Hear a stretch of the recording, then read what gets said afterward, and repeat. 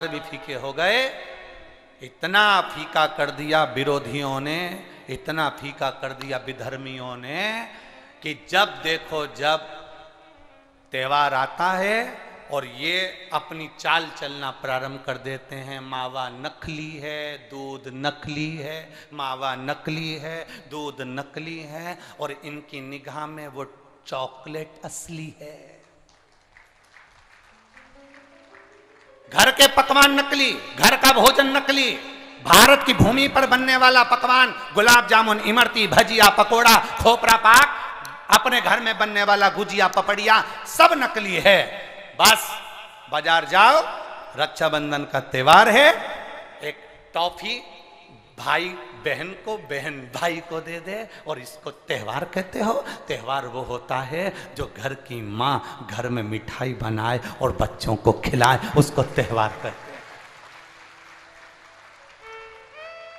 फीका कर दिया त्योहारों को। जो भी त्योहार आते हैं या तो 2 हो जाएंगे, 3 हो जाएंगे, या फिर इतने छोटे हो जाएंगे कि उसमें आप विचार करते रहोगे कि मैं कल मनाऊं कि परसों मनाऊं। बस इसी विचार में पड़ते रहेंगे। और हमारा सनातन धर्म का जो हमारा एक आनंद है, हमारे जीवन का जो सुख है, त्यौहार का जो उत्साह है, त्यौहार का, जन्माष्टमी आती थी पहले लोग ऐसी जन्माष्टमी मनाते थे, रामनवमी आती थी पहले रामनवमी मनाते थे, रक्षाबंधन आता था पहले रक्षाबंधन खुशियों से मनाते थे, जब होली आती थी होली खुशियों से मनाते थे, दिवाली आती थी दिवाली खुशियों से मनाते थे, संक्रांति आती थी संक्रांति खुशियों से मनाते थे। जितने त्योहार आते थे एक आता था और उसमें उत्साह, उमंगता, आनंदता होती थी। आज के जमाने में इतना इतना बांट दिया, इतना इतना बांट दिया कि त्योहार को भी 2-4 कर दिए तो लोग विचार में पड़े रहते हैं। अब करें तो करें क्या, अब विचार करें तो करें क्या।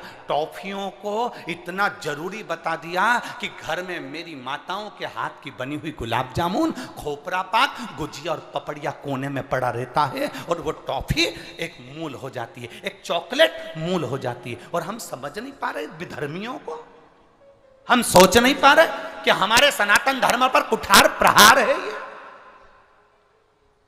हमारे सनातन धर्म को नष्ट करने का प्रहार है ये। त्योहारों पर कौन सा एक, किसी ने बता दिया कौन से शास्त्र, कौन से वेद और कौन से पुराण में लिखा है कि त्योहार पर बहन भाई को तिलक लगाए तो टॉफी खिलाए, चॉकलेट दे। यह हमारा सभ्यता, हमारी संस्कृति और हमारा संस्कार नहीं है।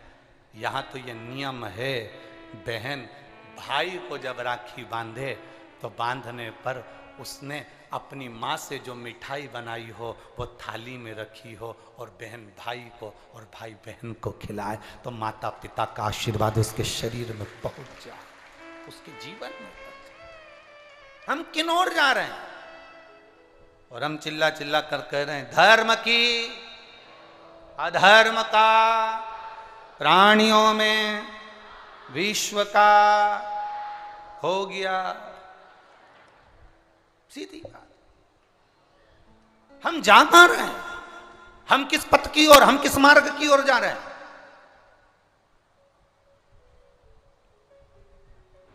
भ्रम में पड़ गया, विचारों में पड़ गया, हम भ्रमित हो रहे हैं, भ्रमित।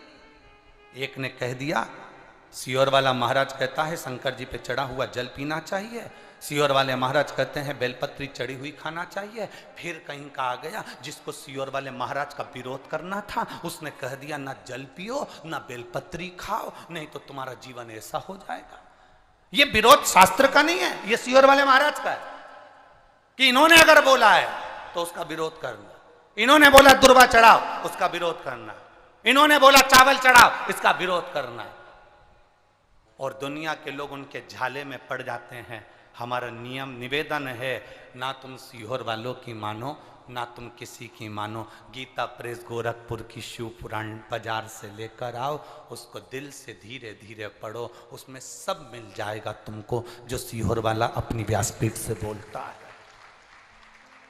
स्कंद पुराण लाओ, नर्मदा पुराण लाओ, लिंग पुराण लाओ, देवी भागवत लाओ, ब्रह्म विवर्त पुराण लाओ, सारी पुराणों को घर में लाकर रखिए और एक एक पुराण का धीरे धीरे अध्ययन करो कि सियोर वाला महाराज कहीं अलग जगह से तो नहीं बाच रहा। एक एक पुराण का अध्ययन करो, केवल फेसबुक, यूट्यूब और मोबाइल पर ज्ञान नहीं मिलता कि आप थोड़ी देर खोल के बैठकर आपने ज्ञान ले लिया, ये तो हमने पढ़ा था शास्त्र में ऐसा। शास्त्र को पढ़िए, वेद को पढ़िए, अपने पुराणों को पढ़िए, उसका अध्ययन करिए कि बेलपत्री का चरित्र कहां वर्णन करा।